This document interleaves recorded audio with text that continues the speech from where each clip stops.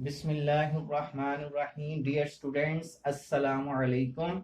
Today is Wednesday.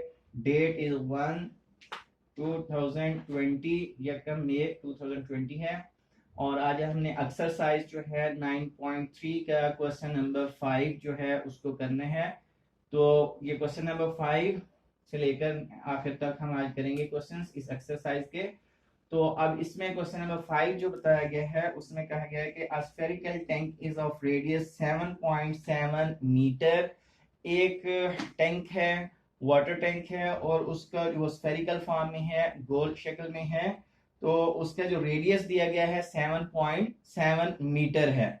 और how many litres of water can it contain, इसमें कितना पानी आएगा when 1000 cubic centimetre is equal to 1 litre. आखिर में उसने ये भी कहा है कि अगर 1000 क्यूबिक सेंटीमीटर हो तो वो 1 लीटर के बराबर भी आता है। तो पहले हमारा आंसर जो है क्यूबिक मीटर में आएगा, क्योंकि रेडियस हमें मीटर में दिया है तो आंसर जो है वो क्यूबिक मीटर में आएगा। फिर उसको जो है हम यूनिट चेंज करेंगे, लीटर में लेके जाएंगे। तो रेडियस ऑफ स्फेरिकल टैंक दिया हुआ है हमें 7.7 metre. Tank contains water, tank में कितना पानी आएगा, उतना ही आएगा जितना उसकी वॉल्यूम होएगा। उस टैंक का जितना वॉल्यूम होगा उतना ही उसमें पानी आएगा, क्योंकि वॉल्यूम क्या होता है, किसी भी चीज की जो कैपेसिटी है उसमें जितनी चीज वो आ सकती है उसके अंदर वो उसका वॉल्यूम होता है। तो जितना टैंक का वॉल्यूम होगा पानी भी उसके अंदर उतना ही आएगा। तो इसका मतलब हमें वॉल्यूम निकालना है। तो टैंक कंटेन्स वाटर और वॉल्यूम टैंक का फॉर्मूला जो है 4/3 पाई आर क्यूब। तो 4/3 पाई की वैल्यू 22/7 और रेडियस जो है हमारे पास था 7.7 और इसका हमने क्यूब लिया। तो 4 22 हो गया, 3 × 7 किया 21। तो 7.7 को 3 टाइम मल्टीप्लाई किया। अब इन सब को मल्टीप्लाई करके और 21 पे डिवाइड किया तो आंसर हमारे पास आ गया 191.3.09067 क्यूबिक मीटर, क्योंकि हमेशा वॉल्यूम का जो यूनिट होता है वो क्यूब में होता है। अब हमें पता है कि 1 मीटर में 100 सेंटीमीटर होते हैं। तो 3 जो है क्यूब जो है यानी क्यूब मीटर में कितने सेंटीमीटर, 100 × 100 × 100 3 टाइम आ जाएगा। तो ये अब सेंटीमीटर क्यूब में कन्वर्ट हो चुका है। तो अब उसने बताया था कि 1000 cubic centimetre equal to 1 litre होता है। जैसे हम 1000 से इसको डिवाइड करेंगे तो ये अमाउंट जो है लीटर में आ जाएगी। तो इसको मल्टीप्लाई करके हमने जो है यानी 30 से यहाँ पे 3 0 कट जाएंगे, बाकी 1000 से इसको मल्टीप्लाई कर लेंगे तो हमारे पास आंसर आ जाएगा 1913090.67 लीटर्स। इस तरह से ये पहला जो है हमारा क्वेश्चन नंबर 5 जो है खत्म हो जाएगा। ये क्वेश्चन नंबर 6 जो है the radius of sphere A is twice that of a sphere B। के दो हमारे पास स्फीयर हैं, स्फीयर A और स्फीयर B। इसमें ये कहा गया कि स्फीयर A जो है उसका रेडियस डबल है स्फीयर B से। तो रेशियो फाइंड, पहला पार्ट है कि रेशियो फाइंड करें उन दोनों के सरफेसेस एरिया के दौरान। तो हमने लिखा radius of sphere B is equal to R, radius of sphere A is equal to 2R, क्योंकि उसका डबल था उस स्फीयर B से तो इसलिए ये 2R हो गया। अब सरफेस एरिया का फार्मूला लिखते हैं दोनों का। Surface area of sphere B is equal to 4πr²। इसका तो डायरेक्ट यही फार्मूला लिखा क्योंकि इसके रेडियस में कोई चेंज नहीं है। अब surface area of sphere A, तो अब इसमें जो है चूंकि इसका रेडियस r नहीं है 2r है, जहां पे r आता है वहां पे हम 2r का स्क्वायर लेंगे। तो 4π × r की जगह पे 2r का स्क्वायर, तो ये हो जाएगा 4r²। तो 4 4 16πr²। तो जो हमारे पास स्फीयर A है इसका सरफेस एरिया बन रहा है 16πr²। और जो हमारे पास स्फीयर B है उसका सरफेस एरिया बन रहा है 4πr²। तो अब इनके जो एरियाज हैं आ चुके हैं, इनके दरमियान हमने रेशियो फाइंड आउट करनी है। Ratio between surface areas, surface area A is to surface sphere जो है B, इनका सरफेस एरिया। तो अब इस स्फीयर A का जो हमने सरफेस एरिया जो निकाला था वो लिखा 16πr² इज टू 4πr²। ये स्फीयर B का सरफेस एरिया है। πr² से πr² कैंसिल हो गया, 4 1 4 4 4 16। तो इनके सरफेसेस एरिया के दरमियान जो रेशियो बनती है 4:1 की है। अब हम जो है इनका वॉल्यूम फाइंड आउट करेंगे और उनके दरमियान भी दोबारा से जो है रेशियो लगाएंगे। तो अब इनके जो है वॉल्यूम हम निकालते हैं। वॉल्यूम ऑफ स्फीयर बी, इसका तो डायरेक्ट फार्मूला आ जाएगा 4/3 पाई आर क्यूब, क्योंकि इसमें रेडियस जो है इसका सिंपल आर ही है। अब जब पे हम निकालेंगे वॉल्यूम ऑफ स्फीयर ए, तो इसमें जो है रेडियस हमारे पास आर नहीं है बल्कि 2r है, तो इसलिए उसकी जगह पे क्यूब बन जाएगा 2r का क्यूब। तो 2 2 4 4 2 8 और r क्यूब बन गया है। 8 को हम अलग कर लेते हैं ताकि सेम फार्मूला हो जाए 4/3 पाई आर क्यूब, और 8 अलग किया।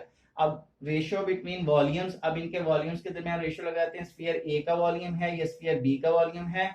तो अब इसमें देखिए 4/3 pi r cube 4/3 pi r cube से कैंसिल हो जाते हैं, बाकी यहाँ बचेगा 1 और यहाँ पे बचेगा 8। तो इनके वॉल्यूम्स के दरमियान जो है स्फीयर ए और स्फीयर बी के वॉल्यूम के दरमियान जो रेशियो बनती है वो 8:1 बनती है। इस तरह से अब जाके जो है क्वेश्चन नंबर 6 जो है कंप्लीट हो जाएगा।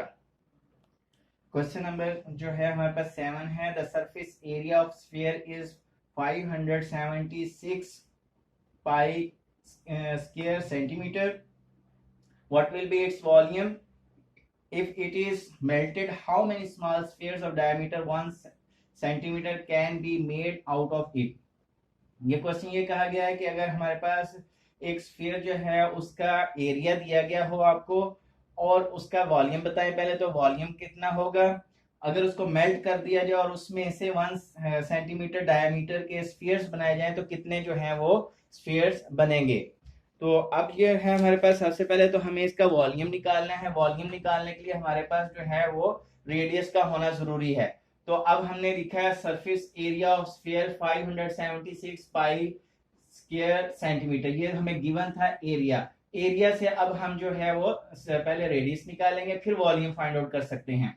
तो एरिया का फार्मूला होता है स्फीयर का 4 पाई आर स्क्वायर। तो हमने इसका एरिया का फार्मूला लगाया, इस नंबर में हमारे पास एरिया दिया गया है, दोनों इक्वल हो गए। अब यहाँ पे 4 पाई आर मल्टीप्लाई फॉर्म है, इस साइड पे आके डिवाइड करेगा, पाई से पाई कैंसिल, 576 को 4 पे डिवाइड किया तो 144 आंसर आ गया।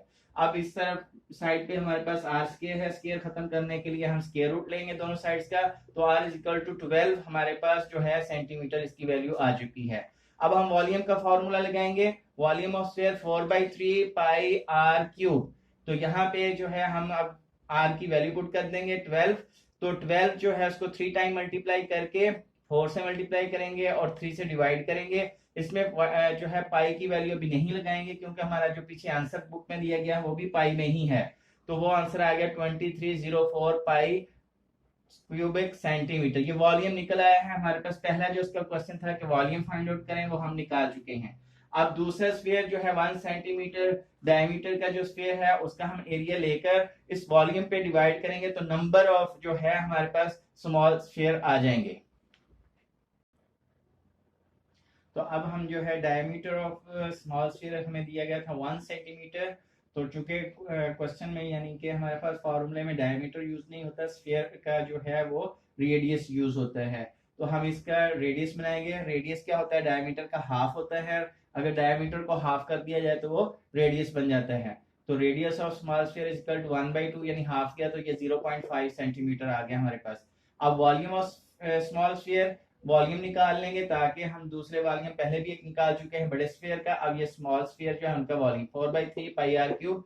अब यहाँ पे हम वैल्यू जो है पाई की नहीं लगाएंगे क्योंकि पहले भी जो स्फीयर का वॉल्यूम निकाला है उसमें हमने पाई को पाई ही रहने दिया है।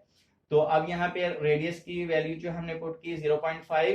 तो अब ये 0.5 को 3 टाइम मल्टीप्लाई करके 4 से मल्टीप्लाई करेंगे और 3 पे डिवाइड करेंगे तो आंसर आ जाएगा हमारे पास 0.16666 इस तरह से। तो 0.1667 हमने जो है उसको राइट कर लिया as a pi.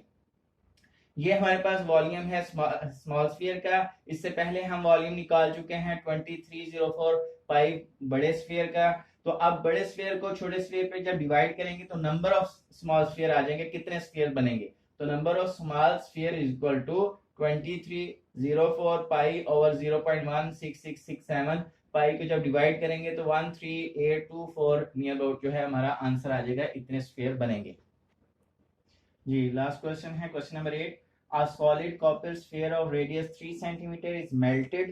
An electric wire of diameter 0.4 cm is made out of the copper obtained.